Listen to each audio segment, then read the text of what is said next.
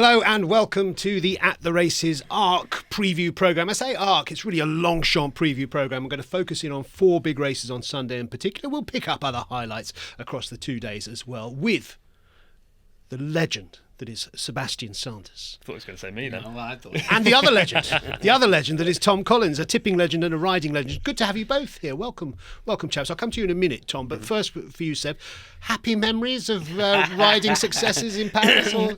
I rode winners at Longchamp, not on this meet, which was really frustrating. But we are talking about 6 Group 1s. It was great to be involved. But rather annoying, I didn't get my head in It's an incredible feast of racing, isn't it, in terms of the quality. Just on the ARC itself, though, Seb. Yeah. Wonderful race to win, and we've been running promos about that all week. But I would imagine, from a riding point of view, with the field size and the competitiveness, it must be, in some ways, a horrible race to ride. It's going to be tough out there. Oh, it is tough. I mean, it's high on the shopping list for a lot of jockeys, to get there on the CV. I mean, a lot of jockeys wanted to just ride in a race. I wasn't particularly inclined to want to ride in a race where I was just going to get knocked over, but it's a really tough race, and we do see some great champions win this race. And it's the end of season. I know we got the champion stakes and whatever, but it's the end of season. Men against women against boys, and it looks a terrific competitive race this year. We haven't got as much quality on show that we normally would, but that makes it intriguing. Well, I suppose there's no see the stars, no standout superstar, Tom. But as always, it's a very, very deep. Where does the ARC stand for you? Seb said it's got to be one of the championship, if not the European Championship race. Yeah, for sure. I mean, it's a great race, as you say, won by loads of greats in the past. I think it's quite difficult to rank in the top 5 or 10 for me personally, because it's on foreign soil and not US soil, which would rank highly. But also, I don't know, or I hadn't in previous years known much about the French contingent or the Japanese contingent. Obviously, a lot more over the last couple of years I've focused on that. But let's hope so, Tom. Yeah, of course. It's quite important. I'll head out the door. But yeah, it's been a race where you kind of hope that the UK can challenge the French. And since the year 2000, 11 French winners, 8 UK winners. So we are challenging pretty well. Yes, strong British and Irish, we should say. Really strong French contingent, with that Japanese contingent. We'll come to the ARC in due course. We won't start with the ARC, actually. But yeah, from a punting point of view, these couple of days... They're exciting. They are. The draw means so much, though, in some of these races. So it's crucial that you're on the right horse in the right spot. The ARC's been an okay race for me in the past. The Abbey, not so. But hopefully we can right that wrong this time. Draw is going to be really important. We've just had, at the time we're recording, the draw has just come through just before we've sat down to record this. So we do have the draw for the ARC, which is going to be absolutely key. We're going to start, though, with another very draw-dependent race, actually, which is the Abbey, the sprint, 5 furlongs. If you're not familiar with the Longchamp layout, it's a bit like Sandown. It's a centre 5 furlong strip. Is a very unique track, Seb, and we'll talk about the draw specifically, but that track itself is unusual. I spoke to Jason Weaver about it. He said it's kind of deceptive when you're riding. You think you're coming to the end of it and there's still a bit more to go, and it's a demanding 5 furlongs. You've got Longchamp and you've got Chantilly, very similar, where the winning post seems to just go beyond the grandstand. So the last furlong of both those tracks, everything is in silence, which is really weird. You go from the humdrum of hearing the crowd, so to speak, to all of a sudden being in silence, and it's really weird finishing a race off. It's like riding a piece of work. Yeah. But really difficult track on where to press the button. It really is, because it's quite an open space. You know when you walk the track, you're looking for things that will trigger you, like where the 3 furlong marker is, where the 2 furlong marker is. You're looking for big things to sort of, but a Longchamp, you're in the middle of the track, and there's no real, it's quite sort of isolated, no sort of yardsticks of where you can press the button. Tricky. It's a tricky contest, and the draw. Well, I'm saying the draw is crucial. Would you agree with that, Tom? We'll look at the draw stats. Very much so. Yeah. Low draws. Okay. The sprinting scene, just to make things even more tricky, is pretty complicated this year. I think it's fair to say. Let's have a look at the market first of all for the Abbey, and that will tell us that as Foret is heading, what's a very, very open market indeed, and things will change a lot when the draw comes through. Or could change a lot when the draw comes through. But it's become a cliche, Tom, to say it, but it's like most cliches, there's truth in it. The sprinting division this year seems to be, we kind of roll the dice and we take, everyone's taking turns to win. Where are you on S4? Is she delivered for you? She certainly did in the Nunthorpe, I suppose, but overall. Yeah, look, she's come into this season and actually last season with a high reputation, obviously being trained in Australia, and Australians have done very well when they've come here in the past. I've never really warmed to her personally, but she has performed to a high level on a couple of occasions this time. I don't love her in this spot. I don't like her as a favourite anyway, albeit a pretty tepid favourite. Yeah.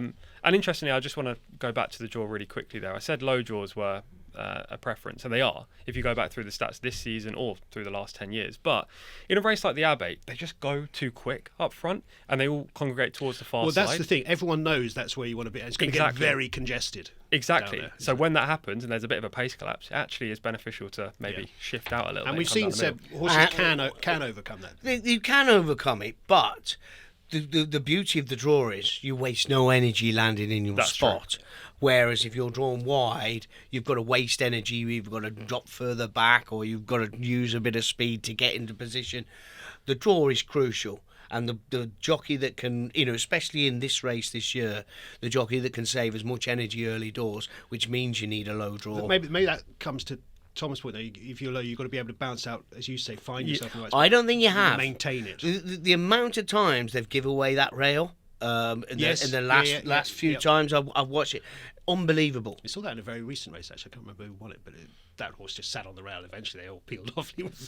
Yeah, I mean, that's the second favourite in the race, isn't it? Montego. Yeah. It might have been Montego. Yeah.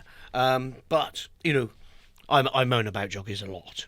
But having a bit of track craft, holding your position on the rail, and not giving it away is crucial. You'd rather be low. Oh yeah. You're saying I'd rather be low to middle. But low to middle. Why? It's not insurmountable. Purely because you can tip out. If you're in gate 1 and you're on a bit of a closer, or a horse that's going to take or want some cover in the early part, you could get stuffed against that fence with the pace horses coming back in your lap. But like you look at Mikel Barcelona on Rayevka last time. He got caught in a jam because he had to just take back and just slot in. He got caught in a little bit of a pocket, and it took him a couple of, there was a couple of strides when he got out to have a bite at the winner. But, that's why the draw is crucial. The straighter you can run, for sure, in a straight line, especially over 5 furlongs, the less energy you waste trying to manoeuvre yourself out. Let's have a look at the draw stats. We've just thrown up the last 10 years. You could go 20 years. You go as far back as you like. The last 10 years kind of tells its own story, I think. You can glance through and you can see horses have won from 14, from 13, from 12. But throughout the first, second, third and fourth places, we've got lots of low numbers peppering those targets. I went through and tried with my rudimentary maths, Tom, looking at the field size. So obviously if there's 12 runners, then most of the field is drawn 8 or lower, but generally this is a 16 runner plus race, and the performance of horses drawn 8 or lower, I made the impact value, I think about 1.3, 1.35, something like that. So mathematically it's significant. There is substance to the stats, I think. For sure. But if you go back to 2023 when there was 20 runners, the biggest renewal, still 14 came out on top. So it can be beneficial with the bigger field to be mid to low, but maybe I'm trying to convince myself that's the case. No, it's a valid point. No, I'm not saying that you can't win from being drawn high, but you need a bit in hand. Yeah. You do, and I don't. Or the right running style. I don't. Well, the right running style, but I don't see anything with anything in hand in this race. Yes, there's no standout. There's no standout. There's no We'll talk maybe about the younger horses. This is open to 2-year-olds. This race. I saw a 2-year-old win at the other, and the weight allowance. If you've got a really, really outstanding 2-year-old, that could be the key. Or really outstanding sprint filly, for example, that Platinum Queen. Platinum Queen. You can overcome these things because then you have something in hand at the weights. Right. When I looked at this, Tom, I thought this is kind of straightforward. You want a low-drawn British trained sprinter because we've had some Irish success as well, but the Brits have won this. And then I looked at the number of British and Irish horses compared to the number of French horses. And I thought actually the French do all right in this race because we kind of habitually ride off their sprinters, but actually Graffard won it a few years ago. Corinne Baron-Barbe, the Cirrus des Aigles lady, hit the crossbar with a 50-1 shot a couple of years ago. Who was drawn low and just sat there and was still there at the end. So I'm beginning to think I want a French drawn horse low, maybe Rayevka. I can certainly if see it gets Rayevka. a draw. Yeah, well, I'm gonna or Monte. There's not much between. I'm gonna put up 2 on a short list. I'm not gonna commit to one without the draw at the stage of recording this. But Rayevka is one of the 2 on my short list. Because you want to be drawn high, just to be clear. Middle to low. If you said you can have gate 7 or 8, I'll snap your hand off. That's Okay. kind of what I'm looking that's for. fair. Rayevka, yes, she ran a good trial in the race we talked about behind Monte. I thought she was the best horse in that race. Just Mikel had to wait a stride or two. I think the sectionals kind of supported that when I looked at it. Not unequivocally, but yeah. And a bigger field here with a stronger pace up top would definitely suit her. The other one is a British trained sprinter, Magira, Yes. who I thought shaped really well at the Curragh 3 weeks ago. I'm surprised to see that was not in my price graphic, because I'd have that much 14 closer to to the 1. front. Yeah. 14 to 1. The only thing that worries me about Magira, she's not the sharpest out the gates. That's true.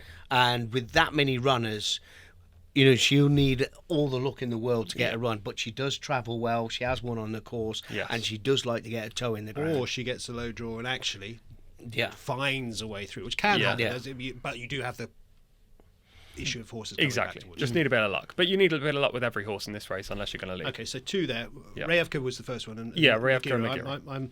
I'm saying Rayevka, Monte, whichever gets the lowest draw. Yeah. What about you, sir? I agree with you. I think that race is pretty strong going into into the Abbey. I think Rayevka or Monte, depending on the draw. And I'll chuck another one in. Jim Jungle. Yes. That won the King George at Glorious Goodwood on cutting the ground.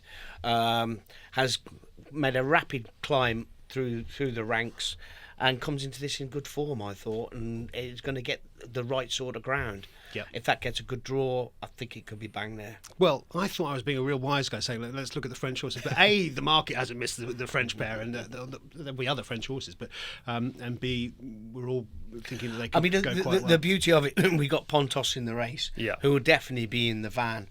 And that's a really good yardstick for anything that's going to win this race. It's just shy of being a top sprinter, but is the lightly pace in the race. So most of the jockeys will want to be drawn in and around that, especially if it's drawn, 8 to the 8 down. I mean, he's very consistent and loves his track. Okay. That'll do us for the Abbey, because I think we're all agreeing, wait and see what the draw does before getting involved, because that will be an absolutely key factor for the big race. Shall we move on to the big race? Come on, then. Of the entire weekend. The 2025 Prix de l'Arc de Triomphe, being won by some absolute champions, as we've said. We've had the draw now, and mixed fortunes for some key players, it's fair to say. Mini Hawk, supplemented in the week at the cost of 120,000 euros, I think where did she get? 1 for her Aventure, who'd been generally Antipo's favourite for quite some time now, joined by Mini Hawk after being supplemented. Aventure got, remind me, 12. So let's have a look at the market as it stands now. Bear in mind, we're recording this just after the draw. These prices will fluctuate and settle down, but I think we're looking at generally kind of as we were, kind of 4 to 1, 9 to 2-ish, Mini Hawk and Aventure at the front, and 10 to 1 and bigger, bar those. I suppose, well, should we start with Mini Hawk? Why not? Let's start with Mini Hawk, who's won all the Oaks. Wherever anyone ran an Oaks, Mini Hawk turned up and won it. We've got the classic, the 3-year-old filly, which has been the formula in recent years in many cases. Seb, what do you make of her chance in this race? What would be her weakness? I wasn't overly impressed with her at the Curragh or Epsom. Although she beat her generation, her and her sex. Dual classic winner. Yeah. The thing I liked, what I seen at York, is how much she developed physically. Okay. And I was impressed with her at York. And there's no reason why she can't put herself in the mix in this race.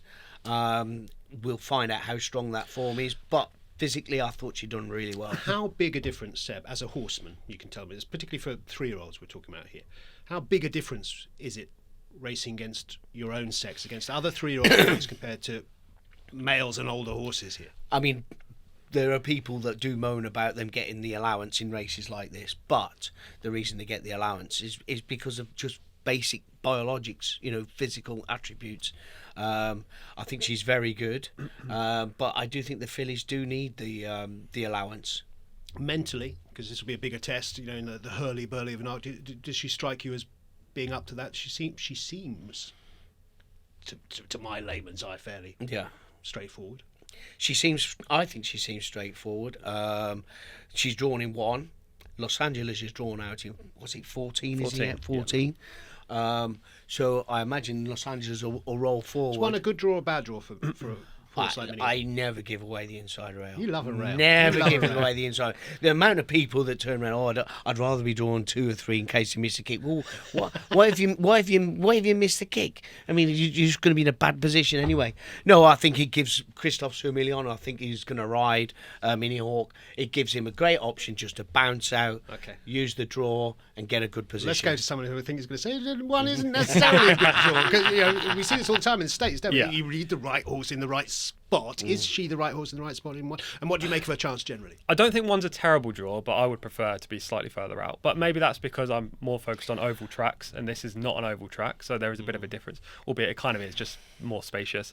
Her form, solid, but no, I wouldn't really look at it and go, wow, she's definitely the form setter in here. When was the last time Aidan O'Brien won this with a 3-year-old filly? Found? No. She was 4. Found was 4. The answer is never, which is why you're struggling. So if you like trends, you don't like Mini Hawk in this race. But has he had a filly come into this race in this sort of form? I would say probably not. Yes. So it depends. It's a completely different ball game, yeah. It is. You can only read so much into trends. But my main angle for Mini Hawk here is I actually think she'd be better suited to the Breeders' Cup turf. I'm not quite sure why they're running here. I think the original plan was to send her to the Breeders' Cup and Whirl would run here. But Whirl ran so bad in the prep that they have to run Mini Hawk. Interesting. So Mini Hawk, slightly divided opinion. She's drawn in one. Let's just throw out the draw stats actually for the Arc de Triomphe. And going back to what I was saying earlier, Tom, about working out impact values, I actually made the impact value of the draw 8 and lower higher in the Arc than the Abbey, which surprised me when I was going through it. Now, listen, I'm not an expert stats analyzer, and that was just my back of a fag packet calculations. But I don't think there's any question when we look at the draw for the Arc, you can just sort of eyeball it, as they say, and see. I mean, it goes back to that point before, Seb. You can win from a double-figure draw. And Ace Impact, although I think he had a low draw, but he was right at the back and came around the entire field, so he might as well have been drawn 16 or 17. So you can win from anywhere if you're good enough, but just again, the representation of horses drawn 8 and under seems to be really high in the first 3 or 4 home. It is, but the majority of those were either favourite or second favourite. They weren't like big price 50 to 1 shots. I mean, I think the biggest price one was Torquato Tasso. Yeah. Would you say that? Yeah. Price. So look, you do need the horse. The draw is a help, not a hindrance. But how big a factor do you make it? Not massive. Not massive, no, Okay. because the way that the track works out, we watched Frankie Dettori on Golden Horn stay out there, but he actually was probably not losing any ground. He was probably saving ground more than anything else. There's a little bit of a dog leg from the mile and a half start. So, being drawn out there, you need the right type of horse to do that sort of tactic. Yeah. If you want cover, it's an impossible task. But if you've got a horse that you can just let free rein for the first couple of furlongs, it's not an issue. Because this field will get strung out, I would have thought. Well, that's going to be really interesting. It's a big field. We've got 18 runners. Tom declared maybe a question mark over Giavolotto if there's lots and lots of rain. They've said that we don't know what's going to happen with it. We haven't even touched on the rain. Last time I looked, it's very up. Very difficult. I spoke to Mr. Barbaran this morning. Yeah. And I was asking about the ground, and he tended to think that it's going to be at worst. The best ground's going to be good to soft, but there is a lot of rain forecast on the Saturday. Yeah, so it's kind of Saturday into Sunday. It's unlikely to dry out if they do get the rain on the Saturday. So, but they might not. They might not get as much. It depends. You know what it's like. It could be anywhere between, as far as I can see, it could be anywhere between 2, 3, 4 mils and significantly more than that. If they get 2-3 mils, it's going to be bordering soft ground at least. Well, I don't know though, because I saw a going stick, because they use a penetrometer in France, but for this meeting they also use the going stick, which we understand, and the going stick reading that I saw was good ground, like proper good ground. But if the rain comes, that can change very quickly in Paris. So keep an eye on the weather. We can't say more than that really at the moment because we don't know what's going to happen with the weather. Pace though. Yes. Tom, pace and draw. How do you look at the makeup of? Well, Los Angeles has to lead. There is no other, he can't win the race if he doesn't go forward. I think they'll try to steal it off the top. Plus, they want pace for Mini Hawk. Didn't they try that and it didn't work? Didn't they make too much use I of him don't think last time? they are looking at Los Angeles No. as their best horse. No. I think they're looking at Los Angeles to set the race. Sorry. Agreed. Go on. So they're setting the race up for Mini Hawk, but also to give Los Angeles his best possible chance. Yeah, and there isn't a lot of other pace, perhaps, so maybe it's a different The shape. Japanese horse, Alohi Ali, maybe purely because he made the front last time. Remind Seb's me where not he's drawn convinced. his low as well. He's in 4, so I think he goes forward. I mean, Yep. Sosi, Dariz, and Mini Hawk are drawn inside. He should lead those 3 early on. Maybe grab the rail. He could just sit prominently in behind. Darius will want to lead for sure. They'll want. They'll take right back. Yeah. Going back to Seb's point, draw is not a massive factor necessarily. The thing is, if they stack up top, then the draw becomes more of a factor. If you're out wide, you're going to be situated wide in the race. If they string out, it's not too bad, I don't So think. if Luxembourg does the job that you think he might do, Los Angeles, Los Angeles, then that might mitigate against exactly. the draw factor. Yeah, a little bit. yeah. I don't know that will. I mean, there is a chance he could drop anchor, couldn't he? If he gets Mini Hawk in the pocket. Well, we've seen that so many times this year, haven't we, with Ballydoyle? It could just drop anchor. Yeah. But I don't think that will suit Mini Hawk. Mini Hawk stays this trip really well. And I think they'll want a generous enough gallop for her because she's not going to outsprint anything. Agreed. Fair enough. You might drop anchor for a bit and then start to wind out. Then she go, okay, so maybe we shouldn't obsess over the draw. I don't think so. I mean, you'd rather be low to middle, but Okay. yeah. I'm a Darius fan, and I was delighted with his draw. But my question mark with him is mental as much as physical for him. Obviously, stepping into unknown territory in terms of trip, everyone involved with the horse says that will be a positive. But is he mature enough? He was my sort of pre-draw pick, and the draw hasn't put me off Darius. What were you looking at as selections in the arc, Tom? Well, I think Aventure was the horse that's most logical, but she's not my pick in the race. But from a form perspective, if you were saying who's the most likely to win, I'd probably say Aventure more than Mini Hawk. Personally. Let's we can drop in VTs of this because the Vermeer is Yeah. a key race, obviously, because we get Aventure winning the race and Gisora chasing her home. Now, if we look at just the bare form of the Vermeer, where Aventure is firmly in command and beats Yes. Gisora comfortably, you say, why would the form be reversed? I suppose the counter argument would be which one was more ready and which one needed it more, and the argument might be that Gisora will take the bigger step forward. Where are you on Aventure versus Gisora? Yeah, that's possible. I prefer Aventure purely because she's run in this race before. She ran second last year and she has proven in the arc. I thought in the Vermeer she was very good. The vote of confidence from Maxime Guillon is another positive for her. But at the prices, I just couldn't weigh in at 4-1. I think she should be 4-1, but I don't really want to get stuck in. It's a question I always ask people about price. What price would you be happy laying? And you wouldn't. I just wouldn't necessarily want to lay 4-1, but you wouldn't. I just feel like I don't have an edge at 4-1. Exactly. It's just the right price. Yeah. Do Okay. you think Gisora really is a mile and a half horse as well? I think it's unconfirmed. Yeah, with other horses. I'm slightly dubious trip wise. I know the Dam very well. I beat the Dam in the French Oaks, and she didn't really stay a mile and a quarter. So Gisora staying a mile and a half. Vermeer obviously is the mile and a half, but maybe it was a small field. Small field, yeah, exactly. okay, Yeah, okay. I mean in the bigger field, and especially against the boys as well. I just thought that it's a tough ask for Gisora. I quite like Gisora, Do you? actually. Sorry, Yeah. but we'll stick with Tom for just a second longer. So Aventure, like your main selection. Anything else? Oh no, she's not a selection. She's All right. the logical. But the two selections that I have in this Sorry, race are Sosi, who is the other horse in the Wertheimer Brothers Silks. Now, I backed this horse actually after the Prix when he ran second. I thought it was a very good prep. I actually thought Guillaume would choose him over Aventure, but that's not the case. Purely because Pasquier's ridden Aventure in the past, including in this race 12 months ago. But anyway, I don't mind Pasquier on Sosi.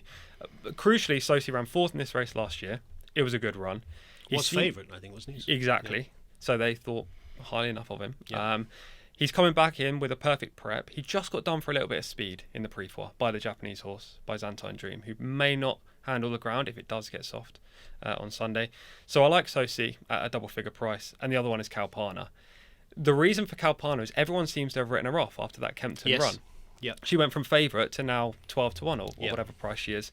I just think that represents good value. They're both similar arguments in a way, aren't they? Sosi, Yeah. if you take the view that Sosi this year might be an improved model actually on last year, I would what say we saw so. in the first part of the season, I think he would also take a big step forward from So his. Sosi has had a funny old year because he was given a shocker in the Eclipse. They gave him a good break. I thought his prep run was his run back was pretty good, Yeah. and they use that as a stepping stone for the 100%. Arc. Yeah. So they're not bothered about losing in that race. You have to understand that about how Yeah. some French trainers, particularly far with a horse like that, is going to use that. Yeah. race, So if Sosie comes back to his best, he's definitely a danger. But it's a very complicated race. You're frowning. I know you loved it. Whenever I work with you, Seb, when you're looking at a race, so Sosie and Calpana, just to recap for Tom, you're always looking at how is the race going to be run. And I think it's tricky because we think probably Los Angeles goes forward, but we don't know whether then the plan is to stack them up or maybe stretch them out. And we don't know for sure that they'll do that. Maybe they'll think actually he's got a better chance at a more moderate pace than he was involved in last year.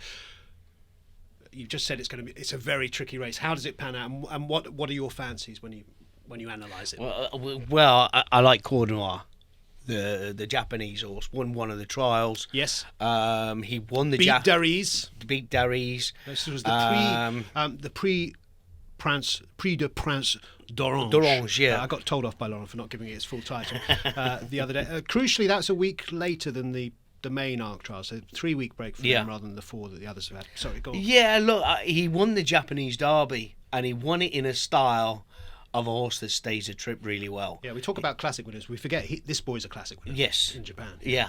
And he was the closest to the pace of the horses that finished in the first 3 or 4, and it was a really strong pace. I like the way he hit the line. I love what he did over a mile and a quarter at Longchamp. He hasn't got the best of draws, admittedly, but he's uncomplicated. And being uncomplicated means that draw is not as detrimental to him as if he was a horse that needed holding up. I think he'll take a good position early doors. He stays a trip really well, and he's got class. We'll probably we can drop in the VT if we haven't already of Croix de Nord in the Prince d'Orange, finishing in front of Dariz. He was my starting point, Croix de Nord, because like his profile from Japan, you underestimate the Japanese horses at your peril. We know they haven't won an Arc yet, but they're winning everything else around the world. And this horse is an absolute superstar. He was expected to do a classic clean sweep, wasn't he? He was surprisingly beaten in the Guineas, but bolted up in the Japanese Derby. However, when I look at the Prince d'Orange, I look at Dariz and I think he's not getting that hard of a time, and he's chasing him late on. And I look at the sections, and I see Dariz was rattling home, and Dariz might actually be better over the mile and a half. So in the end, having started with Croix de Nord, I ended up with Dariz. I thought the other way around, to be honest. I mean, our eyes are what we use to judge, and I actually thought over a mile and a half, Croix de Nord would be even better. Yeah. But I can understand your argument with Dariz. You could be right, and also Croix de Nord, I think, might be. My hesitation with Dariz is I think he's a brilliant horse. I was working when Laurent singled him out as the first 3-year-old that we've seen in France this year who could win an Arc. He's got almost limitless ability at the moment. We don't know his ceiling, but every step of the way, he's just. Graffard said we've just had to take our time with him. He needs to mature, and I think that's mental as much as physical. So I don't know that the Hurley Berlin Arc is going to bring out the best of him, but I hope it does. I hope it's exciting. So Croix de Nord. Just on Croix de Nord, where do you think he's going to be in the early part of the race? Because as you say, he's still 17. Yuichi Katamura on board. I don't know much about him, but he didn't look... I would imagine they'll show him plenty of videos of what Frankie Dettori did on Golden Horn, and just say, don't panic. I mean, in the Japanese Derby, he was out there for a good while, so he's an uncomplicated horse, and he's not going to over-rev or anything, and he stays the trip really well. So, they'll keep this as simple as they possibly can. But the fact that the likes of El Condor Pasa and whatever have made the run in the Arc and got beat, I don't see him making the run-in, but he'll be close enough. And the pace of the races in Japan, they're real strong for the first 2-3 furlongs. Yeah. And they won't have that. They won't have that against them this time. So they'll also jump quick. Okay. He'll get his position. Croix de Nord. Yes. For Sanders. As I said, that was where I started, but also having seen the draw, I'm sticking with Dariz to turn it around with quite. Not the only Japanese horse in there, of course. Byzantine Dream beat Sosie. We've touched on Sosie. We expect Sosie to take a big step forward. Our team on course, both Catherine and Laurent, said about Byzantine Dream that they thought he looked super ready. day, so maybe there's not the improvement. Well, I saw him in Riyadh as well when I was there for course, Saudi yeah. Cup, and he was very ready then. I think he's just that kind of type, quite spare, lean, and yeah. Okay. But the quicker the ground, the more of a chance he has in this race. The slower the ground, the more of a chance he will probably finish out the back. Okay, and Alohi Ali, we haven't mentioned, but of course, Qualificar won the Niel, and Qualificar will be many people's fancy for an arc winner, of course, for the Maestro. But Alohi Ali beat him in the Guillaume Dornano. Where's he drawn? Remind me, he's low, isn't he? Alohi Ali, 5. 5. Or 4, sorry, 4. And we think he might go forward. I think he will. Yeah, I don't see why they wouldn't go forward. It worked in the trial. Seb doesn't. I just think they'll be a bit wary that they're going an extra 2 furlongs. Sure. And with the ground as well, that they'll want him to switch off quite quickly. I don't think they'll be trying to come out like a cannon out of the stalls. I think they'll want him in a good rhythm and quite quickly. Otherwise, the trip's going to chest him. Since I mentioned him, Qualificar, what chance do we give him for Andre Fabre? His trial win, which came in the Niel over the 12th, it was on a wide margin then, but he had to sort of get himself out of jail and showed a real turn of foot, I think. He did. He was the best horse in the race by a considerable margin, but it wasn't a great race, I don't think. You're comparing that to what this arc is going to be. I think Buick was in a good spot, and then it quickly became a bad spot, and the horse got him out of trouble a little bit. But as you say, Andre Fabre, you can't really take him on. He's won this race 8 times in the past, Waldgeist being his latest in 2019. I just prefer Sosi out of his, but Qualificar definitely has claims if he gets a better trip than last time. We mentioned Kalpana. You think Kalpana's been overly dismissed? It's a social media thing, isn't it? It literally is. It's this horse has got a great chance because she runs for Jubbmontt, who've a great record in the race, and she shaped really well at Ascot last year, and she ran really well in the King George. The balance of her work makes her a contender, doesn't it? But she's been beaten by. But then everyone's like, this horse has no chance now because Yeah. she got beaten by Giavolotto at Kempton. I mean, it's a completely different race. So at the prices now, I mean, she was 6-1. Wouldn't be interested. If you took Calandagan in the arc now, what price would he be? Well, exactly. And she's going to be better on this sort of ground. Yeah. I think she's been massively overlooked. I think she'll be short than 10-1. Agreed. Come the day. Can I chuck one in at a big price? Please do. Yeah, Quisisana. I'm glad somebody's mentioned Quisisana, because our French colleague Lauren has mentioned her a few times and is a fan of her. I don't want to put words in Lauren's mouth, but another Graffard. A Graffard horse, won its last 4, is on the improve, first time over this trip. If it stays, it could be in amongst this at a massive price. Again, the weapons that she has, quite conducive to a big run, I think, in this race. Bit of maturity, bit of substance about her, Tom. If only bookmakers did match bets, because she's a price 33-1, the same price as Los Angeles. I mean, I'd have her on top of Los Angeles 10 times out of 10 in this race. So I don't think she'll win, my personal opinion, but I'd rather her than another horse at that kind of price. I can see her being thereabouts. We touched on, didn't we? Found earlier on, I think, in passing, who led home an Aidan O'Brien 1, 2, 3, and there is this thing that I often think, if a yard is going to do well in the race, there's a good chance that 1 or 2 of their horses will go. Yeah. Graffard's got 3 horses in this race. I think you can make a little bit of a case for all of them. You are a Graffard super fan. I am a bit of a Graffard super fan. It's a bit embarrassing, isn't it? But 10 Group 1s, he's not doing bad. Yeah. I'm thinking maybe the combination exacta of the Graffard trio. Hey, you could be a hero. What would after that this. He'll start going on about the length of the stride and everything. Stride patterns. Dariz, Jazora, Quisisana. It's bold. I like it. It's mad, isn't it, in an 18-runner field? Why not? But, what's that, 6 bets? It's like, it's worth a go. Is anything we haven't mentioned that we should have done? People would be screaming at their I suppose device it's strange. screens. It's strange, yeah. Draw for her, remind me. 18 of 18. Yeah, it wasn't kind, was it? No. She's likely to be dropped out, though. She is. I don't think it's too bad for her. Because how big is the gap between her and Minnie Hawk? Unbridgeable or not unbridgeable? Probably unbridgeable, I would suggest. I thought I didn't think the ground beat as strange last time. I thought the distance. I thought Minnie Hawk outstayed her.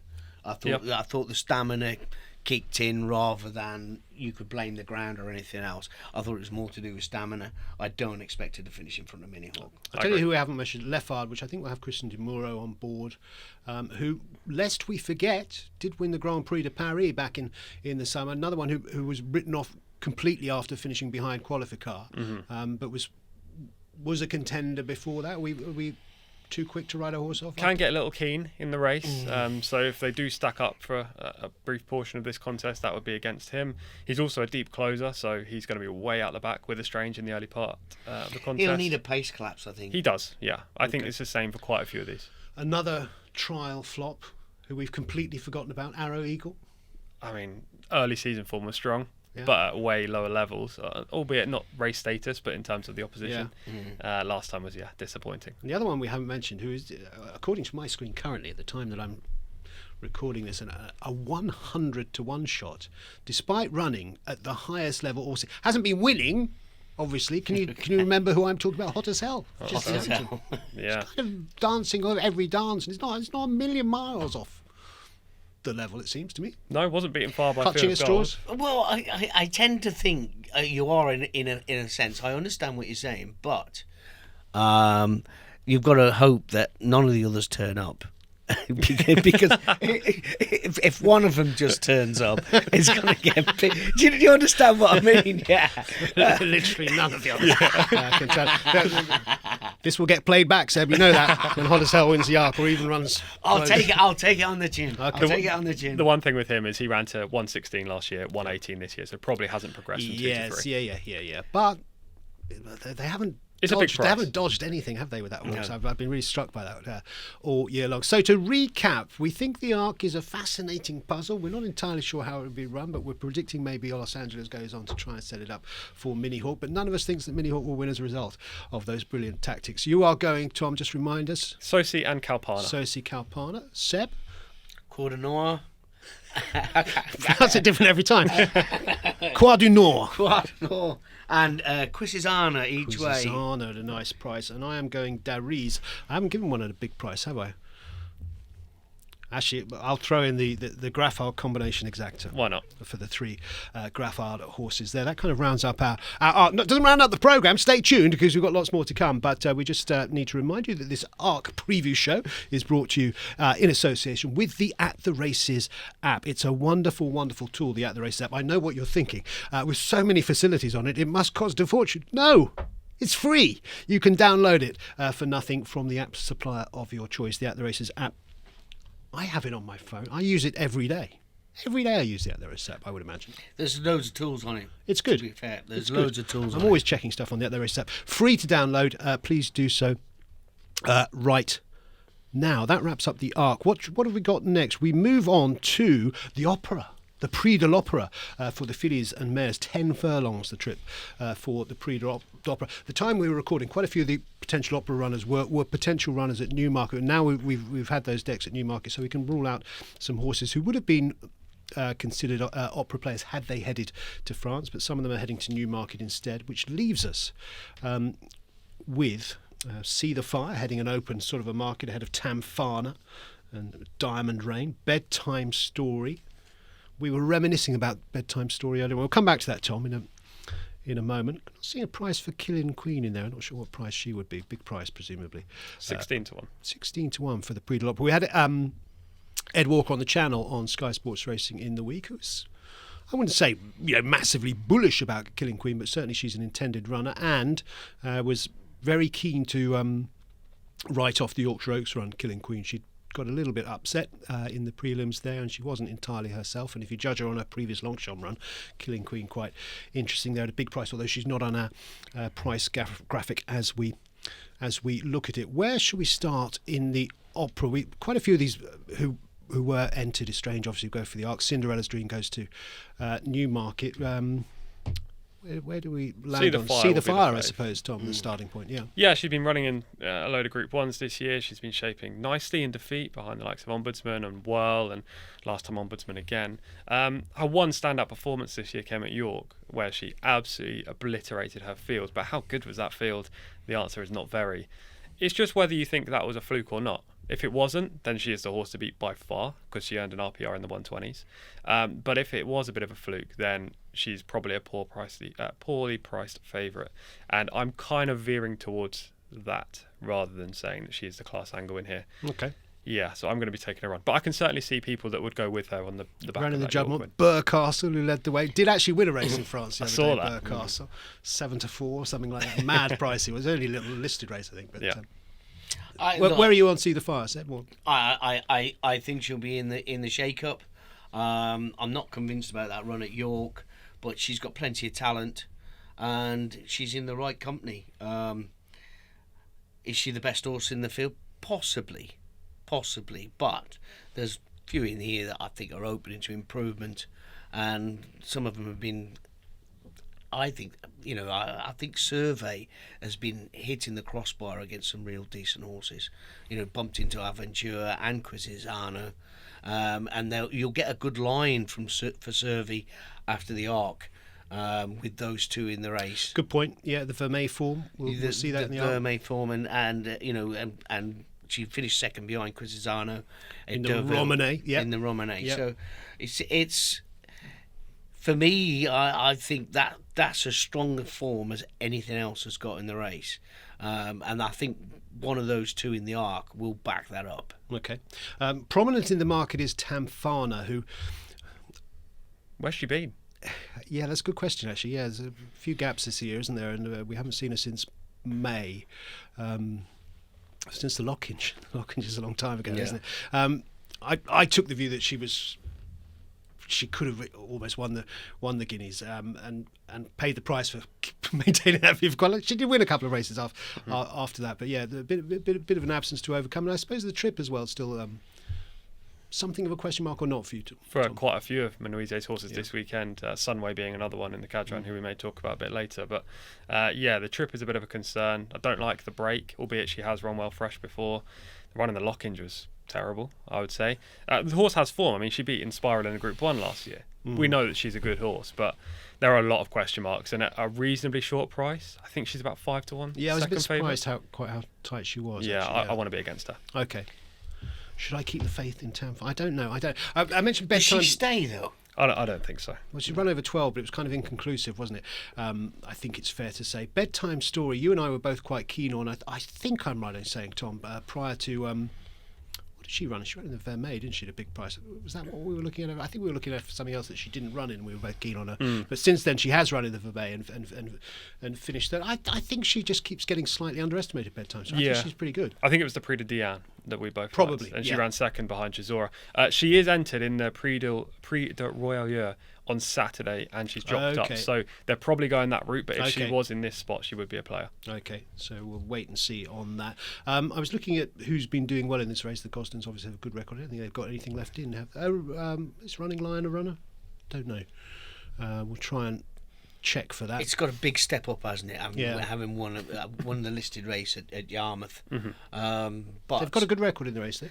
But it hasn't got to improve as much as you think going from a listed to a Group 1.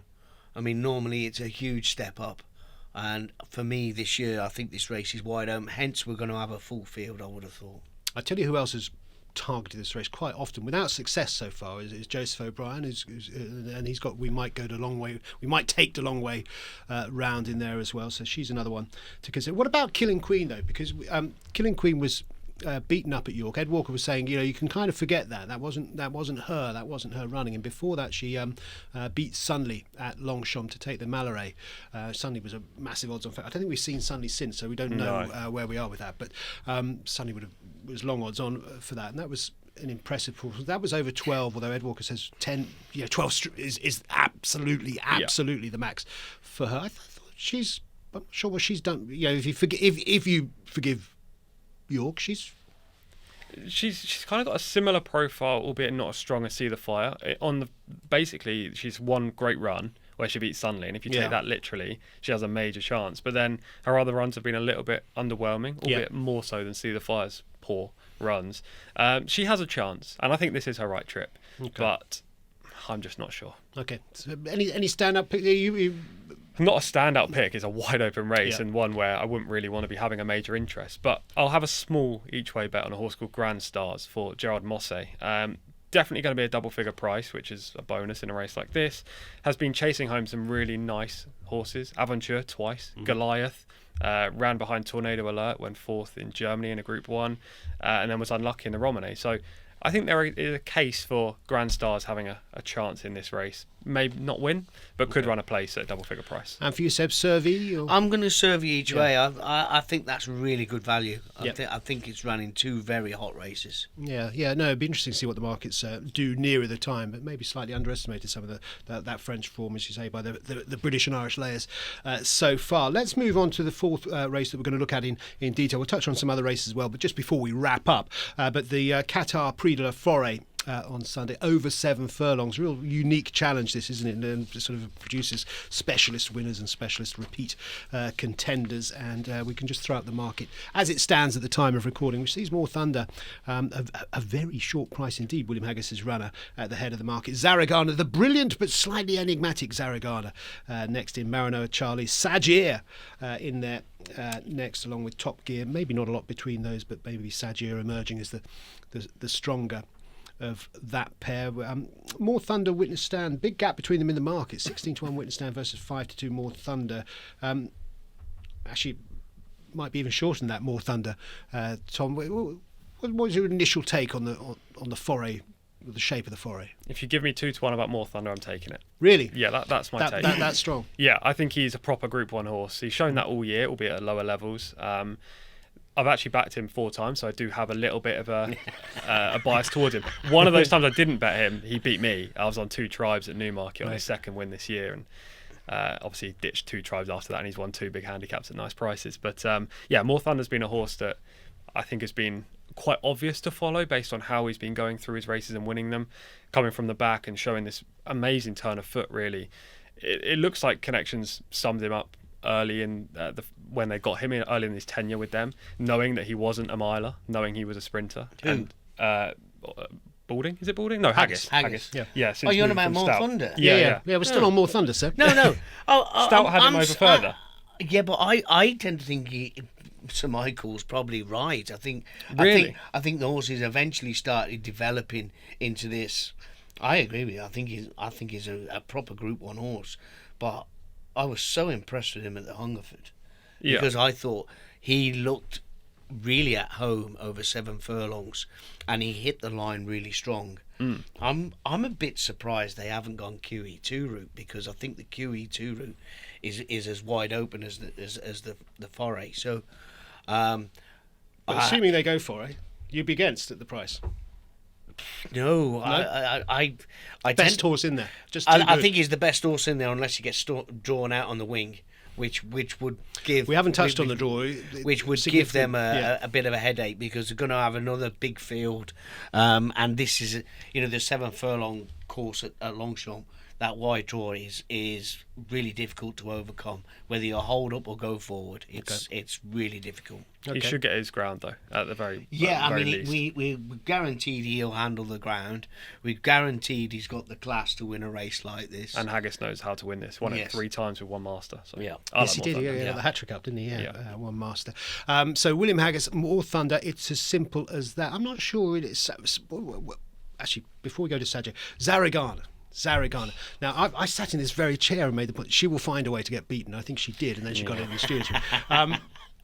But for me, that there is that about her. Like the time she got beaten before that as a juvenile, she waited until she won a race, and then she waited till something went past her. She has that in her, Zaragana. For that reason, Can you bet her at 4-1, and be confident that she'll go through and win the race? No. I think she's a bookie's.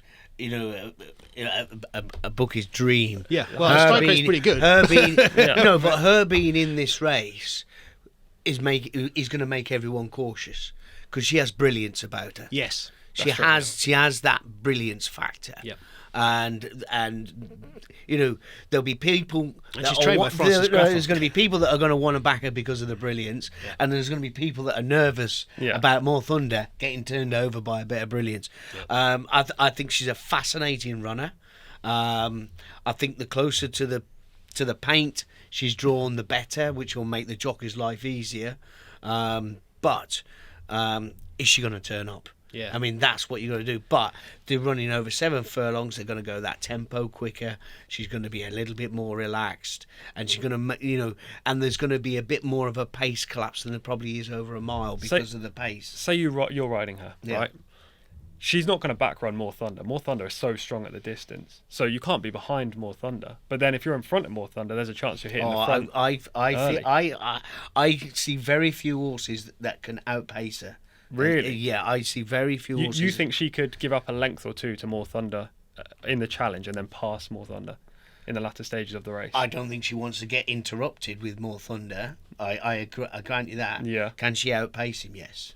Okay, interesting. She's very, very good, isn't she? Yeah. She is good. And she's got that weapon. The trouble is, once she's used it, she's just like... Yeah. I've done my thing. I had a chat to Lauren this morning, and I was asking whether they were going to put headgear on, right? And he tended to think not, in the fact that they think she might be a bit keen with headgear. I'd be very interested to see what they do with her. If she has something like cheek pieces or whatever that are not going to restrict her from seeing.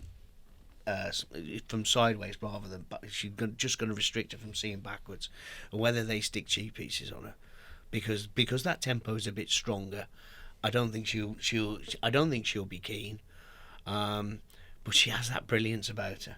She really and truly does. She does. She's very, very talented, but I can't trust her. No. Zaragoza. I'll tell you who I do trust, who I think is a very, very big price, is Sagier, who he's got boot. He beat Lazat last time out. Maybe Lazat underestimated, maybe the ride underestimated Sagier's strengths, but he couldn't get to him. It was a good performance.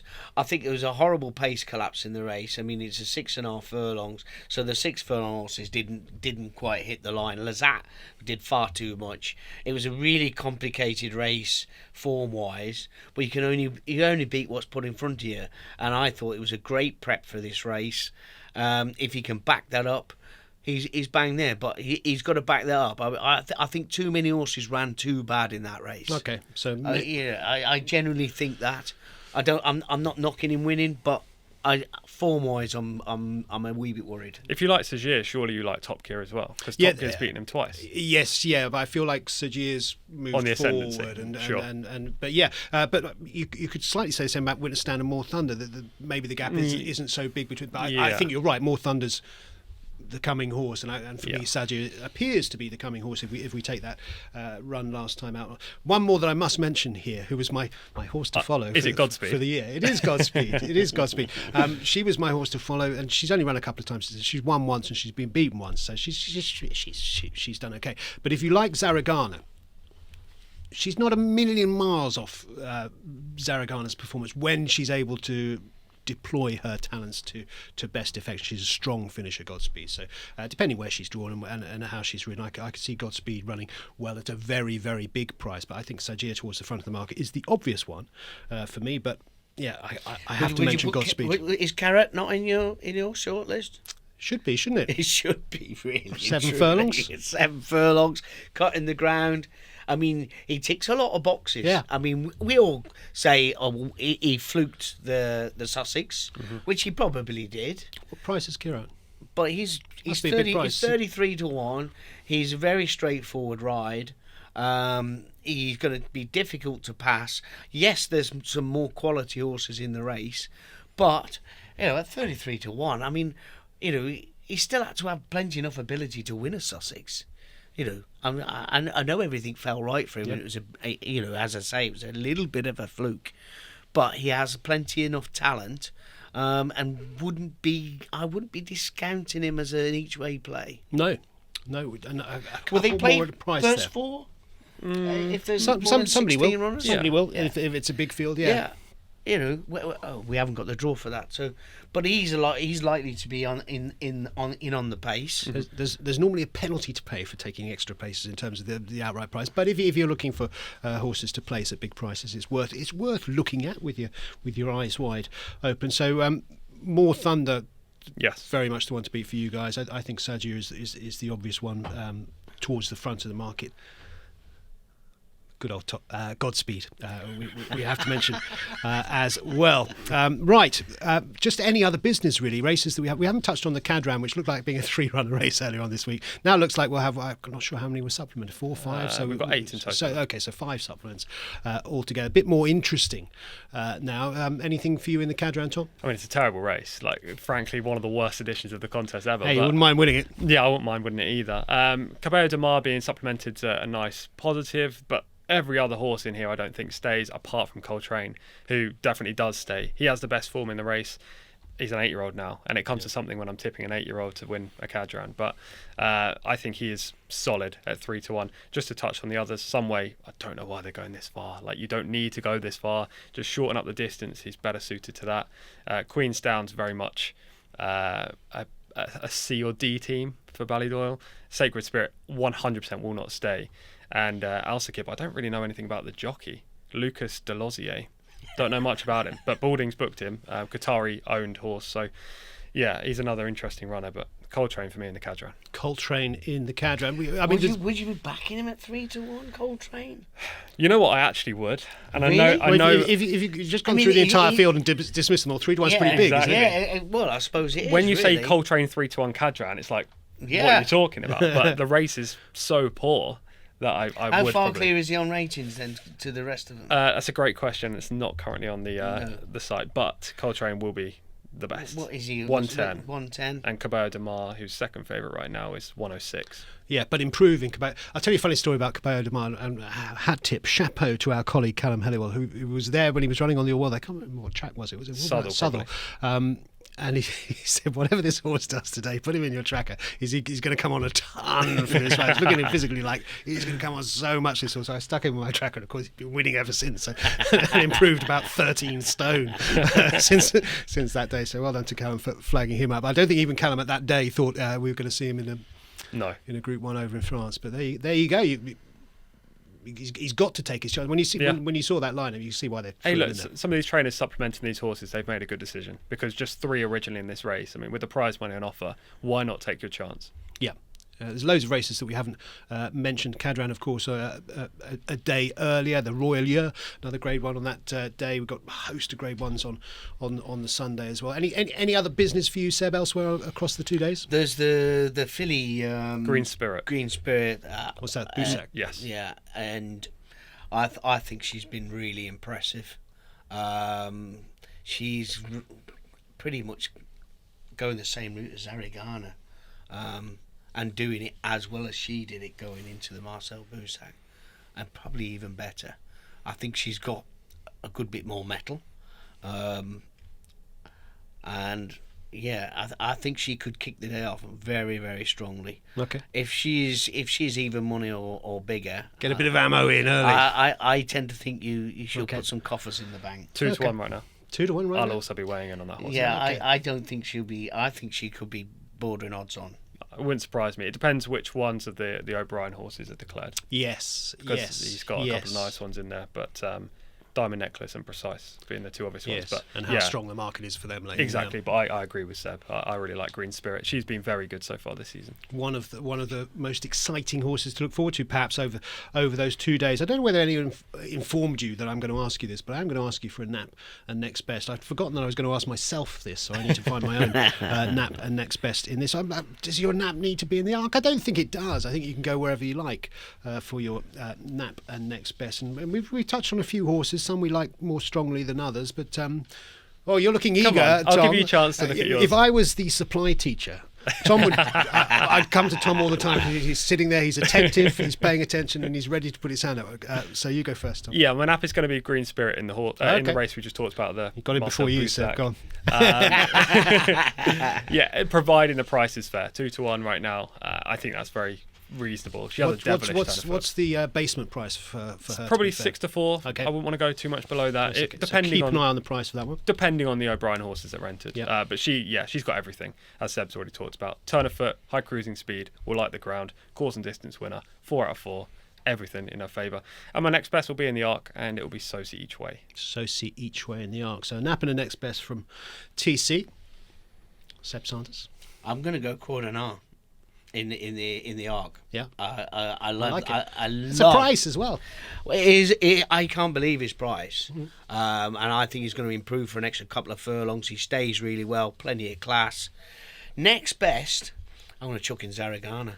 Ooh. Oh, you're a brave lad. I'm going to chuck her in. I think I'd say this is probably as big a price she's been in her career. True. That's a fair point. You know, she's had a good long break.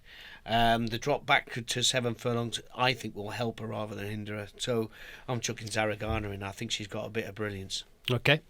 A bit of brilliance about Zaragana. Where am I going from now? I'm going to throw Dariz in. I'm going to throw Dariz in as my nap in the Arc. He's a bad nap, isn't he? Because he could finish 16th actually if he boils over, which he might do during the course of the race. Next best, maybe it's Godspeed. Maybe it's Godspeed each way. Actually, at a big old price in the Foret, and don't forget, of course, the Graffard combination exacta in the Qatar Prix de l'Arc de Triomphe as well. So those are the naps and next bests.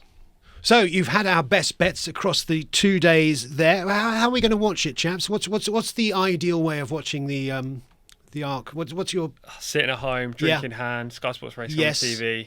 Yeah, perfect. French. You love a bit of French cuisine, don't you? Oh, a baguette. Yeah. Snails, frogs' legs. Oh, you let me have it. Lots of stereotypes. Glass of vino. Nice glass of wine. Lovely. Nice glass. Lovely. Vin Rouge or Vin Blanc for you? Oh, Vin Blanc. Vin Blanc all day. Vin Blanc. For Seb Sanders. Do drink responsibly, of course, and gamble responsibly, but do enjoy each and every race. And the only place where you'll see each and every race, Saturday and Sunday, and they are all brilliant, of course. There's no fat in this card, is there? It's just brilliant quality racing all the way through. 2 days of fantastic racing is with us here on Sky Sports Racing, or online, of course, without the races. You can watch it with us, and we do hope you'll join us for that. Many thanks to Tom Collins and to Seb Sanders. It's been a pleasure, chaps. I've enjoyed the chat, and I hope you have too. Do enjoy the sport with us across the Arc weekend.